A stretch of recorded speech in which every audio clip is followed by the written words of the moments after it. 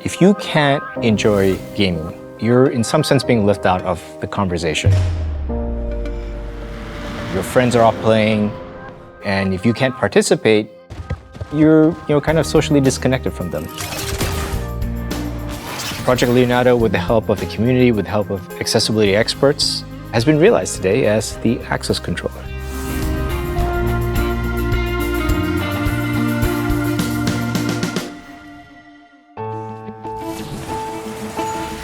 私を含む全ての人が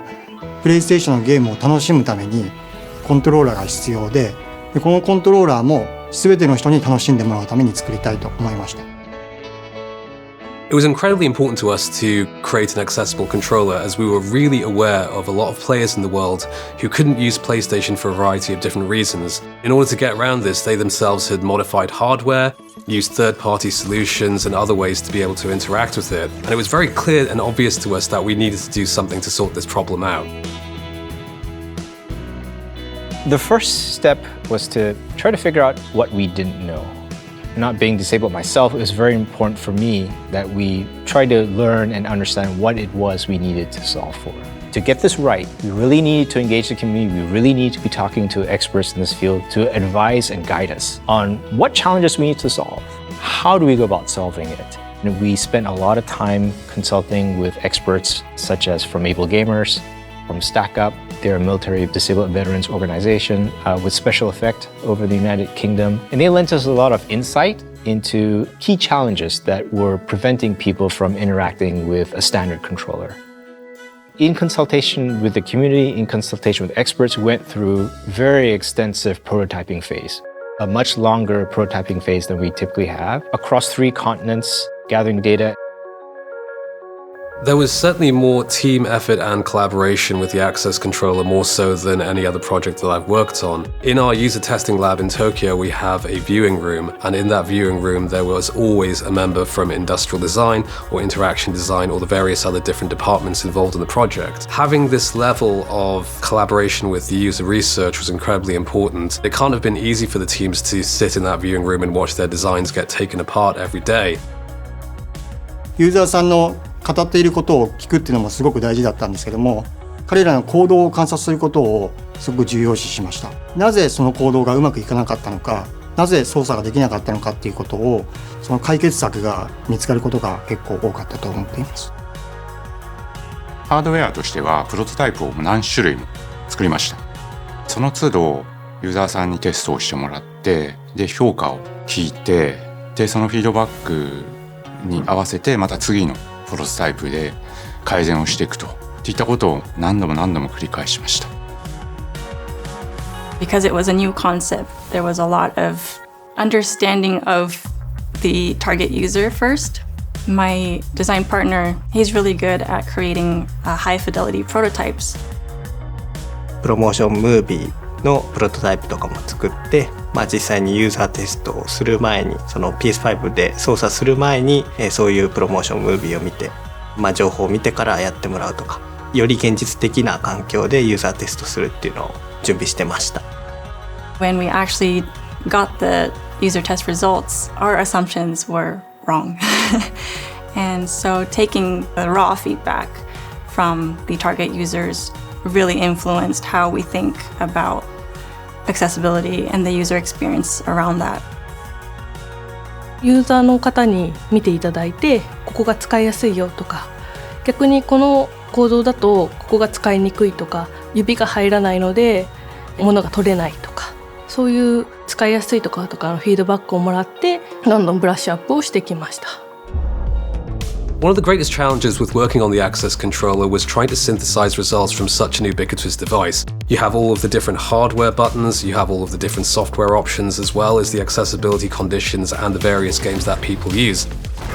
They could be using it with a DualSense, or they could be using it in the pairs. The amount of different configurations that were out there was overwhelming at first. お客さんの数だけデザインのタイプがあると思っています。というのは、お客さんが自分でカスタマイズをして自分の好きなアクセスコントローラーを自分で作り上げてもらうということです。正しいデザインの形というのはないと僕は思っています。私がデザインするときに注力したのは、そのどのような組み合わせになってもそのデザインの美しさっていうのを損なわないような、そういう組み合わせに対応できるようなデザインっていうのを考えました。We wanted to provide a unique accessible controller that helped solve 3 key challenges. You didn't have to hold it to use it. It was much easier to press buttons that were all organized in a single plane, and had a lot of thumbstick repositionability and flexibility. And we want to deliver all of that in a controller kit that you could customize and adapt from day one out of the box. 基本的に円形をしていて、その一端にアームがついてます。円形の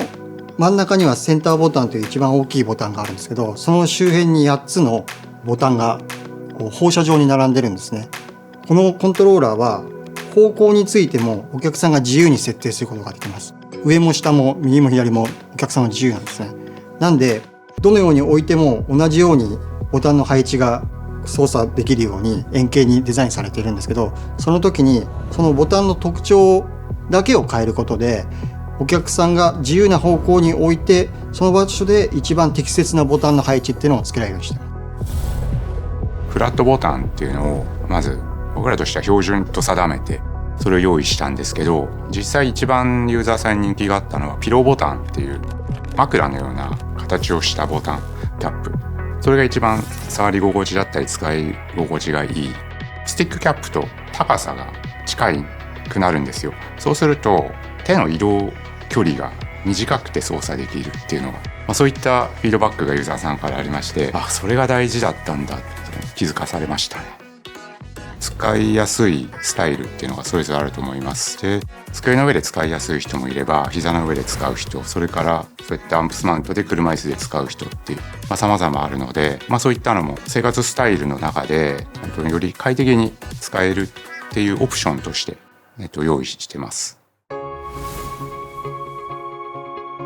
One of the biggest challenges for the UI was explaining this complicated product as simple as possible. We started off with a lot of text. No one wants to read text. So we tried to use 3D animations as much as possible so that the user can focus on the movement of the controller rather than reading. 買ってきてつないでもらったら、まずは初期設定でいろんなボタンの付け替え機能だとか、スティックの長さ調整だとか、そういったことを 3D モデルのアニメーションを使って、そこだけじゃなくて、初期設定が終わった後も自分が好きなタイミングでそういうボタンカスタマイズとかできるように設定にもそういうメニューを置いていて、スティック感度の調整とかもできるようにしていて、もう本当にソフトウェアもそうですけどハードウェアも合わせてこう一から全部自分で作り上げられるみたいなコントローラーになってます。